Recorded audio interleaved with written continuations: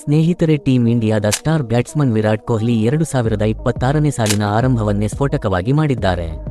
New Zealand ವಿರುದ್ಧದ ಮೊದಲ ಏಕದಿನ ಪಂದ್ಯದಲ್ಲಿ ಕಿಂಗ್ ಕೊಹ್ಲಿ ತನ್ನ ವಿರಾಟ್ ರೂಪ ತೋರಿಸಿ ಓಡಿ ಕರಿಯರ್ನ 77ನೇ ಅರ್ಧಶತಕ ಸಿಡಿಸಿದ್ದಾರೆ. ಇಂದಿನ ಪಂದ್ಯ ಇನ್ನೂ ವಿಶೇಷವಾಗಿದ್ದು, ಜನವರಿ 11ರಂದು ಕೊಹ್ಲಿ ಅವರ ಮಗಳು ವಾಮಿಕಾದ 5ನೇ ಜನ್ಮದಿನ. ಈ ವಿಶೇಷ ದಿನದಂದು ಅಭಿಮಾನಿಗಳು ಶತಕದ ನಿರೀಕ್ಷೆಯಲ್ಲಿದ್ದರು, ಆದರೆ ಕೊಹ್ಲಿ 93 ರನ್ಗೆ ಔಟ್ ಆಗಿ ಶತಕ ತಪ್ಪಿಸಿಕೊಂಡರು.